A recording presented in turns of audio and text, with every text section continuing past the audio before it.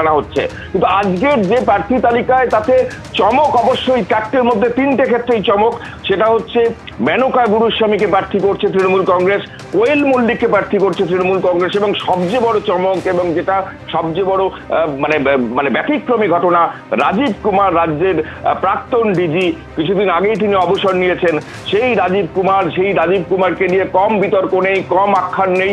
মমতা বন্দ্যোপাধ্যায় একদম তার হয়ে রাস্তায় নেমে পড়েছিলেন, রাস্তায় নেমে ধর্নায় বসে পড়েছিলেন। সেই রাজীব কুমারকে মমতা বন্দ্যোপাধ্যায় রাজ্যসভায় নিয়ে যাচ্ছেন।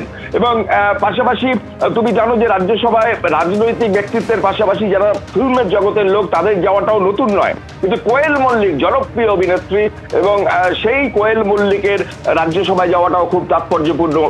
এখন দেখার যে বিজেপি যে আসন শূন্য সেই পদে কাকে নিয়ে আসে। কিন্তু আজকে তৃণমূল কংগ্রেস বিজেপির আগে ভাগে যে প্রার্থী তালিকা ঘোষণা করেছে তাতে পরতে পরতে চমক, এ নিয়ে কোনো সন্দেহ নেই।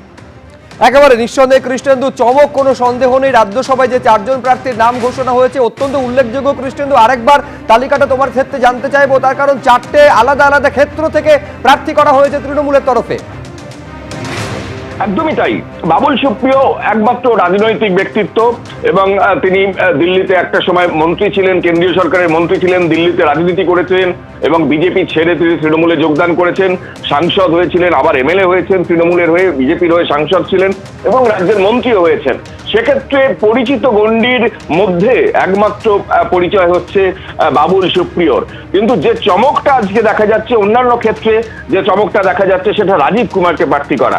রাজীব কুমার রাজ্যের ডিজি, প্রাক্তন ডিজি, কয়েকদিন আগে তিনি অবসর নিয়েছেন। রাজীব কুমারের সঙ্গে মমতা বন্দ্যোপাধ্যায়ের হৃদ্যতা নিয়ে মানে নানান আখ্যান আছে, এবং মমতা বন্দ্যোপাধ্যায় স্বয়ং যখন কেন্দ্রীয় এজেন্সি তার বাড়ি চলে গিয়েছিল, মমতা বন্দ্যোপাধ্যায় স্বয়ং তার বিরুদ্ধে প্রতিবাদ জানিয়েছিলেন, এমনকি ধর্মতলার মোড়ে অবস্থানে পর্যন্ত বসেছিলেন।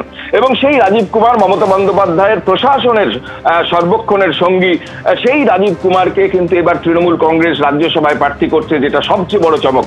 এবং মেনকা গুরুস্বামী আইনের, এবং তিনি সুপ্রিম কোর্টে মামলা লড়েছেন, মানে বারবার তিনি রাজ্যের হয়ে লড়েছেন, এবং সেই মেনকা গুরুস্বামীকে ক্যান্ডিডেট করেছে তৃণমূল কংগ্রেস। এবং কোয়েল মল্লিক, আরো একটা চমক, যে কোয়েল মল্লিক রঞ্জিত মল্লিকের কন্যা। কিছুদিন আগে তুমি জানো যে অভিষেক বন্দ্যোপাধ্যায় রাজ্যের যে উন্নয়নের পাঁচালী, সে নিয়ে একদম স্বয়ং অভিষেক বন্দ্যোপাধ্যায় তিনি পৌঁছে গিয়েছিলেন রঞ্জিত মল্লিকের বাড়িতে।